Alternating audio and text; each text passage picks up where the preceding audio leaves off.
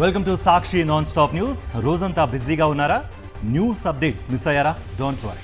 Breaks లేకుండా bore కొట్టకుండా non stop news ప్రతిరోజు రాత్రి 9 గంటలకు. నేను అనుశ్రీ. నేను కార్తిక్. భారత్ పాకిస్తాన్ సరిహద్దుల్లో ఉద్రిక్తతలు కొనసాగుతున్న వేళ ప్రధాని నరేంద్ర మోదీ వరుస భేటీలను నిర్వహిస్తున్నారు. రక్షణ శాఖ కార్యదర్శి రాజేష్ కుమార్ సింగ్ తో ఆయన సమావేశమయ్యారు. సరిహద్దుల్లో సైనిక సన్నద్ధత, భద్రతా పరిస్థితులను సమీక్షించారు. ఇప్పటికే త్రివిధ దళాల అధిపతులతో భేటీ అయ్యారు ప్రధాని మోదీ. సరిహద్దుల్లో తాజా పరిస్థితులపై ట్రైఫోర్సెస్ చీఫ్స్ ఆయనకు సమగ్ర వివరాలను అందజేశారు. ఈ నేపథ్యంలోనే సైనిక ఆపరేషన్స్ కు సంబంధించి బలగాలను పూర్తి స్వేచ్ఛ ఇచ్చారు ప్రధాని మోదీ.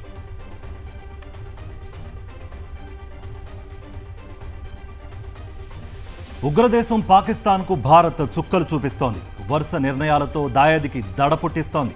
సింధు జలాల ఒప్పందం నిలిపివేసి పాకిస్తాన్పై జల యుద్ధం ప్రకటించిన కేంద్రం తాజాగా మరో నిర్ణయం తీసుకుంది. జమ్మూ కాశ్మీర్లో హైడ్రో పవర్ ప్రాజెక్ట్స్ వేగవంతం చేయాలని డిసైడ్ అయిపోయింది. 6 ప్రాజెక్టులు యుద్ధ ప్రాతిపదికన పూర్తి చేసేందుకు ఆదేశాలు ఇచ్చింది. పాకిస్తాన్కు చుక్క నీరు వెళ్లకుండా కట్టడి చర్యలు చేపడుతోంది భారత్. ఇప్పటికే చీనాబ్ నదిపై నిర్మితమైన సలాల్ డ్యామ్ గేట్లు మూసివేసింది భారత్. దీంతో దిగువకు నీరు వెళ్లక పాక్ గొంతు ఎండిపోతోంది. ఇప్పుడు హైడ్రో ప్రాజెక్టులు పూర్తి చేసే నీటి సంక్షోభంతో దాయాది దేశం విలవిలలాడాల్సిందే. ఫైనాన్షియల్ స్ట్రైక్స్ తో పాకిస్తాన్ ను ఉక్కిరి బిక్కిరి చేస్తోంది భారత్. ఇప్పటికే ఐఎంఎఫ్ తలుపు తట్టిన మోదీ సర్కార్ తాజాగా ఆసియా అభివృద్ధి బ్యాంకును సంప్రదించింది. ఉగ్రవాదాన్ని ప్రోత్సహిస్తున్న దేశాలకు రుణాలు ఇవ్వొద్దని విజ్ఞప్తి చేసింది. ఏడీబీ వార్షిక సమావేశం కోసం ఇటలీ వెళ్లిన కేంద్ర ఆర్థిక మంత్రి నిర్మలా సీతారామన్ బ్యాంక్ చీఫ్ తో ప్రత్యేకంగా భేటీ అయ్యారు. పాకిస్తాన్ కు ఏడీబీ ఇస్తున్న రుణాలపై అభ్యంతరాన్ని వ్యక్తం చేశారు. ఆ దేశానికి అప్పు ఇస్తే ఆ సొమ్ము మొత్తం ఉగ్ర సంస్థల ఖాతాల్లోకి వెళుతోందని తెలియజేశారు. ఉగ్రవాదంపై ప్రపంచ దేశాలన్నీ ఉమ్మడిగా పోరాడాల్సిన సమయంలో ఉగ్ర దేశాలకు నిధులు ఇవ్వటం సరికాదని వివరించారు. పహల్గాంలో ఉగ్రదాడికి తెగబడిన ముష్కర మూక కోసం ముమ్మర గాలింపు కొనసాగుతోంది. దక్షిణ కశ్మీర్ అడవుల్లో ఉగ్రవాదులు నక్కినట్లు పక్కా సమాచారం ఉండడంతో ఆ పరిసర ప్రాంతాలను జల్లెడ పడుతున్నాయి భద్రతా దళాలు. పహల్గాం చుట్టూ అడవుల్లో ముమ్మర గాలింపు చర్యలు చేపడుతున్నాయి. డ్రోన్లు, హెలికాప్టర్లతో సర్చ్ ఆపరేషన్ కొనసాగిస్తున్నారు. ఆర్మీ, బీఎస్ఎఫ్, సిఆర్పీఎఫ్ బలగాలు ఈ జాయింట్ ఆపరేషన్ చేపడుతున్నాయి.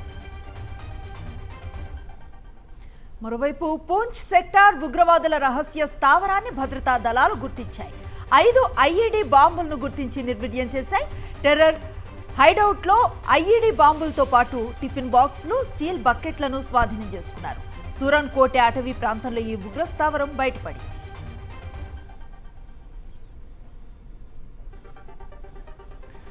సరిహద్దుల్లో ఉద్రిక్తతలు భగ్గుమంటున్న పాకిస్తాన్ తీరు మాత్రం మారడం లేదు.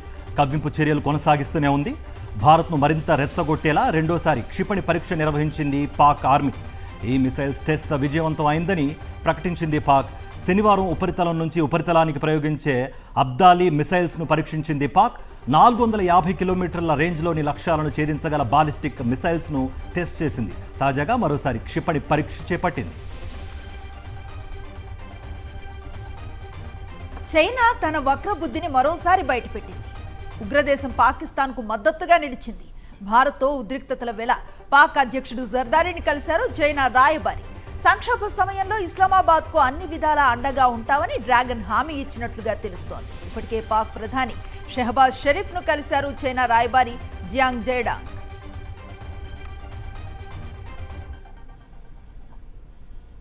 భారత్, పాకిస్తాన్ మధ్య ఉద్రిక్తతలు రోజు రోజుకు పెరుగుతున్నాయి. యుద్ధం ఖాయమనే మాట వినిపిస్తున్న నేపథ్యంలో పాకిస్తాన్ మిత్ర దేశాల సహాయం తీసుకుంటోంది. టర్కీ పాకిస్తాన్కు సహాయంగా నిలబడింది. కరాచీ సీపోర్ట్కు టర్కీ వార్ షిప్ను పంపించింది. భారత్కు కూడా అంతర్జాతీయంగా మద్దతు కూడగట్టుకుంటోంది. ఇప్పటికే రక్షణ మంత్రి రాజ్నాథ్ సింగ్, విదేశాంగ మంత్రి జయశంకర్ పలువురు విదేశీ ప్రతినిధులతో భేటీ అయ్యారు.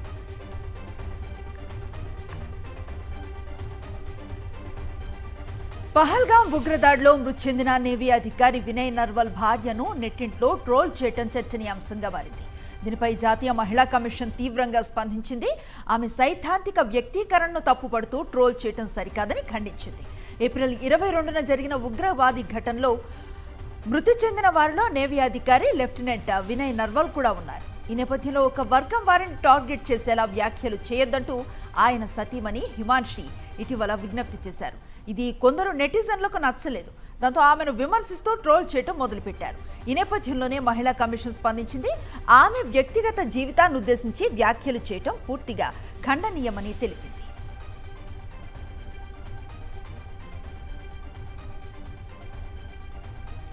ఏపీలో అధికార యంత్రాంగం మొత్తం నిస్తేజంలో ఉందని, రైతులు నష్టపోకుండా ప్రభుత్వం సరైన చర్యలేవీ చేపట్టడం లేదని వైఎస్ఆర్సీపీ అధినేత వైఎస్ జగన్మోహన్ రెడ్డి అన్నారు. రాష్ట్రంలో అకాల వర్షాలపై పార్టీ రీజనల్ కోఆర్డినేటర్లు, ముఖ్య నాయకులతో వైఎస్ జగన్ టెలికాన్ఫరెన్స్ నిర్వహించారు. కష్టకాలంలో ఉన్న రైతులకు అండగా నిలవాలని సూచించారు. అకాల వర్షాలు, ఈదురుగాలు కారణంగా నష్టపోయిన రైతులను పరామర్శించి వారికి ధైర్యం చెప్పాలని సూచించారు. రాష్ట్రంలో పలుచోట్ల ధాన్యం తడిసిపోయింది. అనేక ఉద్యానవన పంటలు తీవ్రంగా దెబ్బతిన్నాయి. ఖరీఫ్లో ప్రతికూల వాతావరణం, కనీస మద్దతు ధరలు లభించక రైతులు తీవ్ర ఇబ్బందులు పడుతున్నారు. ఈ రబీ సీజన్లో కూడా రైతులకు నష్టం కలగడంతో వైఎస్ జగన్మోహన్ రెడ్డి ఆవేదన వ్యక్తం చేశారు. వర్షాలు కురుస్తాయన్న సమాచారం ముందస్తుగానే ఉన్నప్పటికీ కూటమి ప్రభుత్వం నిర్లక్ష్యంగా వ్యవహరించిందన్నారు వైఎస్ జగన్. కళ్ళాల్లో, పొలాల్లో రైతుల వద్ద ఉన్న ధాన్యాన్ని సురక్షిత ప్రాంతాలకు తరలించడంలో తీవ్ర నిర్లక్ష్యాన్ని కనబరిచిందన్నారు. ఉమ్మడి ఉభయ గోదావరి జిల్లాలు సహా పలుచోట్ల ప్రభుత్వం ధాన్యాన్ని సరిగా సేకరించడం లేకపోవడంతో రైతులు తీవ్ర ఇబ్బందులు ఎదుర్కొన్నారని మండిపడ్డారు. ఇప్పుడు అకాల వర్షాల వల్ల మరింతగా నష్టపోయారని చెప్పారు.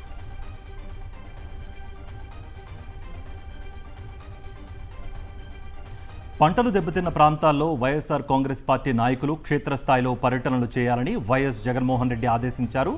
రైతులకు బాసటగా నిలవాలని దిశానిర్దేశం చేశారు. రైతులను ఆదుకునేలా ప్రభుత్వంపై ఒత్తిడి తీసుకురావాలని క్యాడర్కు వైఎస్ జగన్ సూచించారు.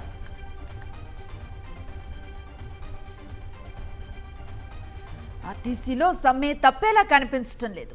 ఉదయం రవాణా శాఖ మంత్రి పొన్నం ప్రభాకర్ చర్చలు జరిపినా అవి ఫలవంతం కాకపోవడంతో బస్సుల నిలిపివేత తప్పదని ఆర్టీసీ జేఏసీ ప్రకటించింది. ఈ నెల 7వ తేదీన అర్ధరాత్రి నుంచి రాష్ట్ర వ్యాప్తంగా అన్ని బస్సులు నిలిపివేస్తామని జేఏసీ నాయకులు చెప్పారు. ఈ మేరకు సమ్మె సన్నద్ధతలో భాగంగా భారీ ఎత్తున కార్మికులతో కవాతు నిర్వహించింది. ఆర్టీసీ కళాభవన్ నుంచి బస్ భవన్ వరకు కవాతు కొనసాగింది. తమ సమస్యలను పరిష్కరించాలని పలుమార్లు ప్రభుత్వం దృష్టికి తీసుకువెళ్లినా విధి లేని పరిస్థితుల్లోనే సమ్మె నోటీసులు ఇచ్చామని ఆర్టీసీ జేఏసీ నేతలు చెప్పారు.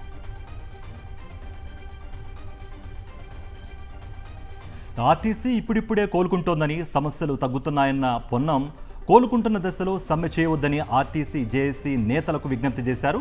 సిబ్బంది సమ్మె చేస్తే ప్రజలు ఇబ్బందులు పడతారన్నారు. గత ప్రభుత్వం 10 ఏళ్ల పాటు ఆర్టీసీని నిర్వీర్యం చేసిందన్న మంత్రి కొత్తగా ఒక్క బస్సు కొనలేదని, ఒక్క ఉద్యోగం ఇవ్వలేదని ఆరోపించారు. ఆర్టీసీ ఉద్యోగుల సిసిఎస్, పిఎఫ్ డబ్బులు కూడా వాడుకున్నారని పొన్నం వివరించారు.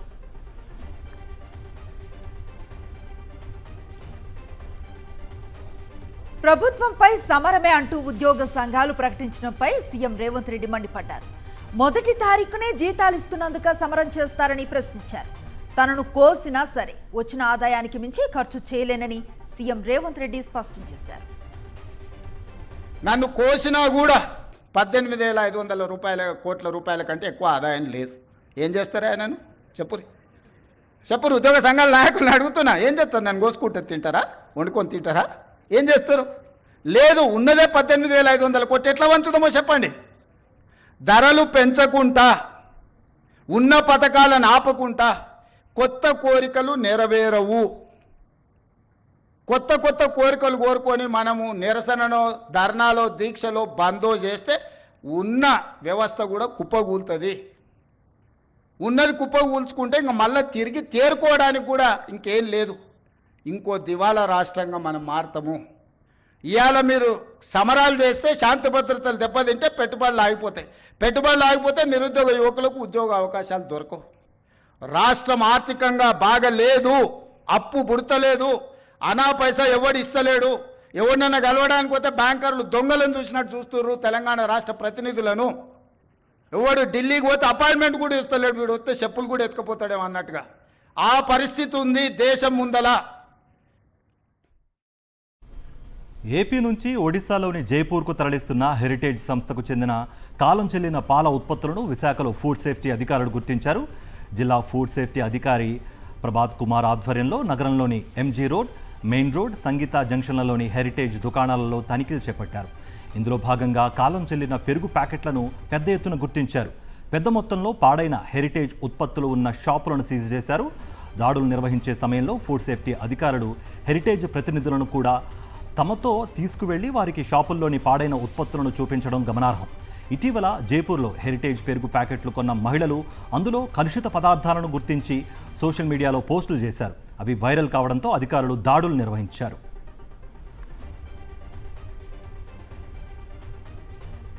కూటమి ప్రభుత్వంపై తీవ్ర స్థాయిలో ధ్వజమెత్తారు మండలి ప్రతిపక్ష నేత బొత్స సత్యనారాయణ.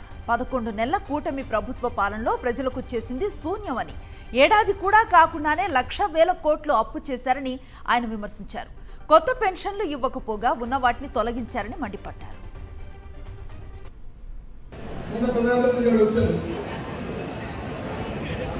అమరావతి మళ్ళీ పెళ్ళినట్లు మళ్ళీ పునఃప్రారంభం వచ్చి 50 కోట్లు చేశామన్నారు. మళ్ళీ అక్క 50 కోట్లలో ఏంటి మీరు చేస్తున్నారు? ఏం చేశారు అడుగుతున్నాం, ఏం చేయబోతున్నారు అడుగుతున్నాం, ఈ భారం ఎవరి మీద వేస్తారు అడుగుతున్నాం. వైఎస్ఆర్సీపీ హయాంలో అత్యంత తక్కువ రేటుకు సెకీతో ఒప్పందం చేసుకున్నామని మాజీ మంత్రి గుడివాడ అమర్నాథ్ గుర్తు చేశారు. కూటమి సర్కార్ అవినీతిలో కూరుకుపోయిందని విమర్శించారాయన. వైఎస్ఆర్సీపీ ప్రభుత్వం ₹2.49 సెకీతో ఒప్పందం చేసుకుంటేనే అప్పట్లో గగ్గోలు పెట్టిన కూటమి నేతలు ఇవాళ యాక్సిస్ అనే కంపెనీతో ₹4.60 ఎలా ఒప్పందం చేసుకున్నారని ప్రశ్నించారు. ఆ రోజు జగన్మోహన్ రెడ్డి గారి నేతృత్వంలో ₹2.49 సెక్కీతో ఒప్పందం చేసుకుంటేనే గగ్గోలు పెట్టినటువంటి ఈ ప్రభుత్వం ఈరోజు యాక్సిస్ అనేటువంటి సంస్థతో ₹4.60 400 మెగావాట్లు 25 సంవత్సరాలకు ఒప్పందం చేసుకుంది. మరి మేము ₹2.49 మేము ఒప్పందం చేసుకుంటేనే ఏదో నష్టం జరిగిపోయింది, ప్రభుత్వం ఆ రోజు ఉన్నటువంటి ప్రభుత్వం అవినీతికి పాల్పడిందని చెప్పినటువంటి చంద్రబాబు నాయుడు గారు మరి ఈరోజు ₹4.60 మీరు ఏ రకంగా ఆ సంస్థతో ఒప్పందం చేసుకున్నారు? తద్వారా రాష్ట్ర ఖజానాకి దాదాపు సంవత్సరానికి ₹210 కోట్ల అదనపు భారాన్ని ఈరోజు మీరు మోపారు. కూటమి ప్రభుత్వం విద్యుత్ కొనుగోళ్ల పేరుతో మరో దోపిడీకి శ్రీకారం చుట్టిందని ధ్వజమెత్తారు సిపిఎం కార్యవర్గ సభ్యులు బాబురావు. విద్యుత్ ఛార్జీలు తగ్గిస్తామని ఎన్నికలకు ముందు హామీ ఇచ్చిన కూటమి అధికారంలోకి వచ్చాక ఆ మాటను విస్మరించిందని, ప్రజలపై 15,000 కోట్ల భారం వేసిందని ఆయన మండిపడ్డారు. నిజంగా పీక్ టైం ఉండేది 2 గంటలు 3 గంటలే.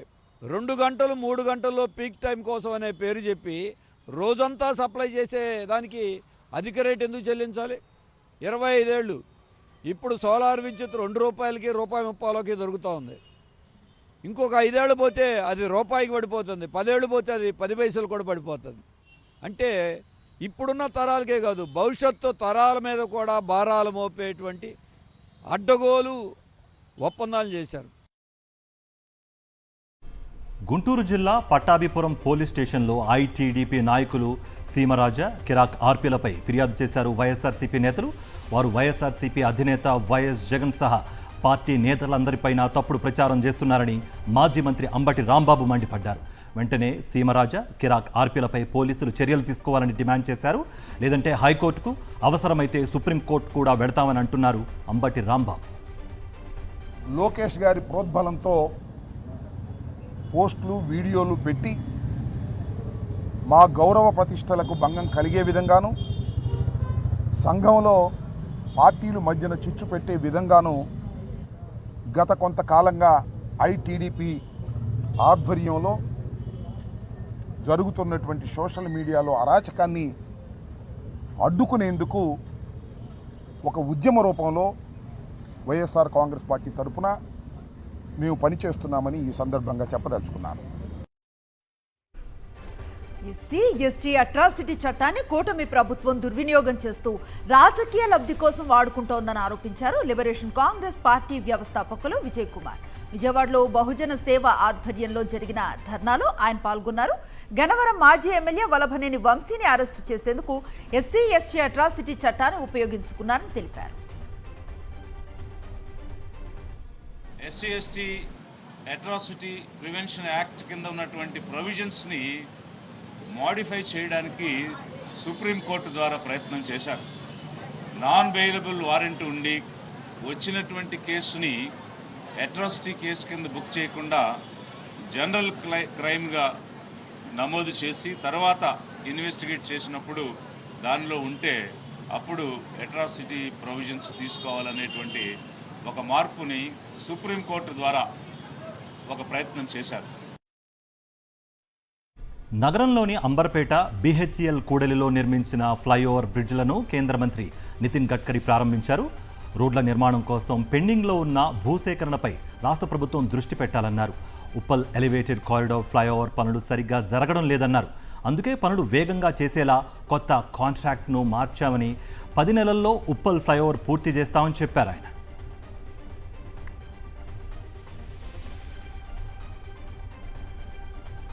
మావోయిస్టులు తుపాకీ వీడి జనజీవన స్రవంతిలో కలిసిపోవాల్సిందే అన్నారు కేంద్ర హోం సహాయక మంత్రి బండి సంజయ్. తుపాకీ చేతపట్టి అమాయకులను చంపుతూ ఉంటే చర్చలేంటి అని ప్రశ్నించారు. సీఎం రేవంత్ రెడ్డి 2 నాల్కల ధోరణితో వ్యవహరిస్తున్నారని విమర్శించారు బండి సంజయ్. రేవంత్ రెడ్డి గారు సాక్షాత్ ఒక రాష్ట్ర ముఖ్యమంత్రి స్థానంలో ఉన్న వ్యక్తి చేతిలో తుపాకులు పట్టుకొని ఛత్తీస్గఢ్ సరిహద్దులో కూమికి పోతున్నటువంటి కేంద్ర బలగాలను మైండ్స్ తోని పేల్చి చంపే ప్రయత్నం చేస్తుంటే దీని శాంతి భద్రత సమస్యగా చూడాల్సిన రాష్ట్ర ముఖ్యమంత్రి సామాజిక కోణంతో చూస్తున్నారంటే ఈ ప్రభుత్వంలో ఉండి చెప్పకూడదంటూనే సంచలన వ్యాఖ్యలే చేశారు తెలంగాణ మంత్రి తుమ్మల నాగేశ్వరరావు. ఉచితాలు తగ్గియాలని, అర్హులైన నిరుపేదలకే ఉచితాలు ఉండాలని ఆయన స్పష్టం చేశారు.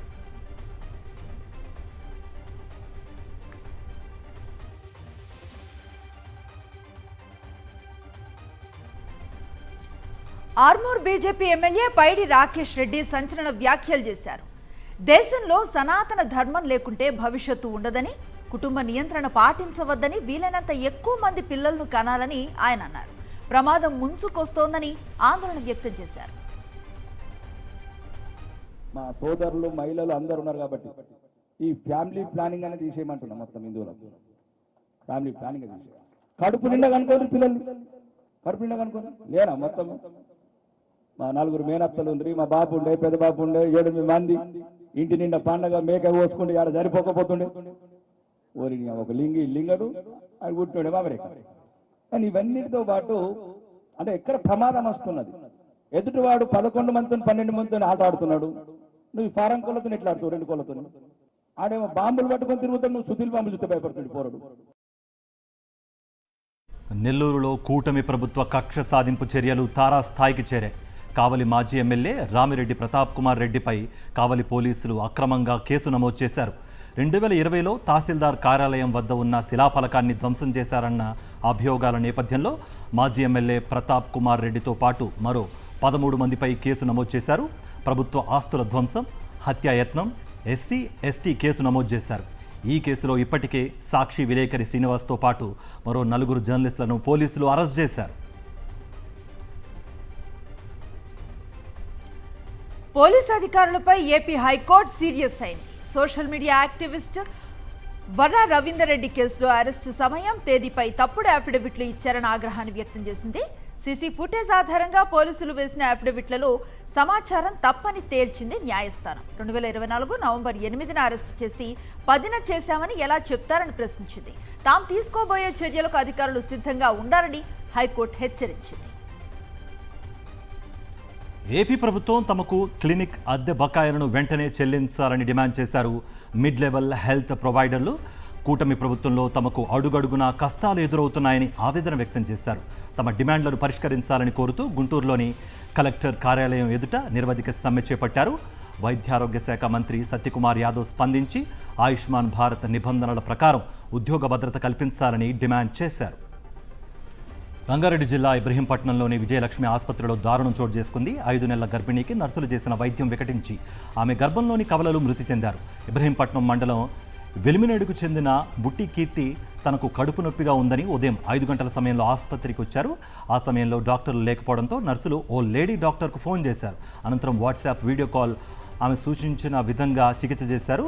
అయితే అది వికటించడంతో కీర్తి గర్భంలోని శిశువులు మృతి చెందారు. అయితే తమకు పూర్తి నగదు చెల్లిస్తేనే కీర్తిని డిశ్చార్జ్ చేస్తామని ఆసుపత్రి యాజమాన్యం తేల్చి చెప్పారు. దీంతో ఆసుపత్రి వద్ద ఉద్రిక్తత నెలకొంది. హైదరాబాద్లో మధుర నగర్లో అనుమానాస్పదంగా మృతి చెందిన పవన్ కేసు మిస్టరీ వీడింది. అనారోగ్య సమస్యతో పవన్ మృతి చెందినట్లుగా నిర్ధారణ అయింది. తన పెంపుడు కుక్క పవన్ను కాపాడే ప్రయత్నం చేసిందని, ఈ ప్రయత్నంలోనే పవన్ ఒంటిపై కాట్లు పడ్డాయని అధికారులు నిర్ధారించారు. Moving on to national updates. వక్ఫ్ సవరణ చట్ట రాజ్యాంగబద్ధతను సవాల్ చేస్తూ దాఖలైన పిటిషన్లపై సిజేఐ జస్టిస్ సంజీవ్ ఖన్నా ధర్మాసనం కీలక నిర్ణయం తీసుకుంది. ఈ పిటిషన్లపై విచారణను తదుపరి సిజేఐగా బాధ్యతలు చేపట్టనున్న జస్టిస్ బిఆర్ గవాయ్ నేతృత్వంలోని బెంచ్కు బదిలీ చేసింది. వక్ఫ్ సవరణ చట్టం 2025ను సవాల్ చేస్తూ సుప్రీంకోర్టులో మొత్తం 72 పిటిషన్లు దాఖలయ్యాయి. తదుపరి సిజేఐ జస్టిస్ బిఆర్ గవాయ్ ధర్మాసనం వీటిని విచారిస్తుందని ప్రధాన న్యాయమూర్తి జస్టిస్ సంజీవ్ ఖన్నా స్పష్టం చేశారు. అనంతరం తదుపరి విచారణను మే 15కు వాయిదా వేశారు. ఈ వ్యవహారంపై మధ్యంతర ఉత్తర్వులు జారీ చేయడానికి ముందు సుదీర్ఘమైన విచారణ అవసరమని అభిప్రాయపడ్డారు. ప్రస్తుత సిజేఐ సంజీవ్ ఖన్నా మే 13న పదవి విరమణ చేయనుండడంతో తదుపరి సిజేఐగా జస్టిస్ గవాయి మే 14న బాధ్యతలు చేపట్టనున్నారు. ఎన్ఫోర్స్మెంట్ డైరెక్టరేట్ తీరుపై తీవ్ర ఆగ్రహాన్ని వ్యక్తం చేసింది సుప్రీంకోర్టు. సరైన ఆధారాలు లేకుండా కొందరు వ్యక్తులపై ఈడీ అభియోగాలు మోపుతుందని, వారిని అరెస్టు చేస్తోందని కీలక వ్యాఖ్యలు చేసింది అత్యున్నత న్యాయస్థానం. 2000 కోట్ల రూపాయల లిక్కర్ స్కామ్కు చెందిన మనీ లాండరింగ్ కేసులో నిందితుడి బెయిల్ పిటిషన్పై విచారణలో భాగంగా ఈడీ తీరుపై కీలక వ్యాఖ్యలను చేసింది సుప్రీంకోర్టు. ఛత్తీస్గఢ్ లిక్కర్ స్కామ్లో ఒక్క పైసా కూడా స్వాధీనం చేసుకున్నట్లుగా ఈడీ చూపించలేదని, 40 కోట్లు సంపాదించారని ఆరోపణలు చేసి సదరు వ్యక్తికి ఏ కంపెనీతో సంబంధం ఉందో చెప్పలేకపోతున్నారని ఆగ్రహాన్ని వ్యక్తం చేసింది. బిజినెస్ అప్డేట్స్ చూద్దాం. దేశీయ స్టాక్ మార్కెట్ సూచీలు లాభాల్లో ముగిశాయి. విదేశీ మదుపర్ల కొనుగోళ్లు, అంతర్జాతీయంగా వాణిజ్య ఘర్షణలు తగ్గుముఖం పట్టిన వేళ మన సూచీలు రాణించాయి. భారత్ అమెరికాల మధ్య కూడా త్వరలో వాణిజ్య ఒప్పందం కుదరొచ్చు అన్న అంచనాలు కూడా ఇందుకు తోడయ్యాయి. ఇంట్రాడేలో 81,049.03 పాయింట్ల వద్ద గరిష్టాన్ని తాకింది. చివరికి 294.85 పాయింట్ల లాభంతో 80,796.84 వద్ద స్థిరపడింది. నిఫ్టీ సైతం 114 పాయింట్ల లాభంతో 24,461.15 వద్ద స్థిరపడింది. డాలర్తో రూపాయి మారకం విలువ 84.27గా ఉంది. దేశంలో బంగారం ధర పెరగ్గా సిల్వర్ రేట్ స్వల్పంగా తగ్గింది. ఆదివారం 24 క్యారెట్ 10 గ్రాముల బంగారం ధర 96,500 రూపాయలుగా ఉండగా ఇవాళ 60 పెరిగి 96,560కి చేరుకుంది. ఆదివారం కిలో వెండి ధర 95,996గా ఉండగా ఇవాళ 96 తగ్గి 95,900కు చేరుకుంది. హైదరాబాద్, విశాఖ, విజయవాడ, వైఎస్ఆర్ జిల్లా ప్రొద్దుటూరులో 24 క్యారెట్ల 10 గ్రాముల బంగారం ధర 96,560గా ఉంది. కిలో వెండి ధర 95,900గా ఉంది. స్పోర్ట్స్ అప్డేట్స్ చూద్దాం. హైదరాబాద్ ఉప్పల్ స్టేడియంలో జరిగిన ఐపీఎల్ మ్యాచ్లో ఢిల్లీ 20 ఓవర్లకు కేవలం 133 పరుగులు మాత్రమే చేసింది. హైదరాబాద్ టార్గెట్ 134 పరుగులు. ఢిల్లీ బ్యాటర్లలో అశుతోష్ శర్మ, స్టబ్స్ చెరో 41 పరుగులు చేశారు. కమిన్స్కు 3, ఉనద్ఘట్, హర్షల్ పటేల్, మలింగాకు తలో వికెట్లు దక్కాయి.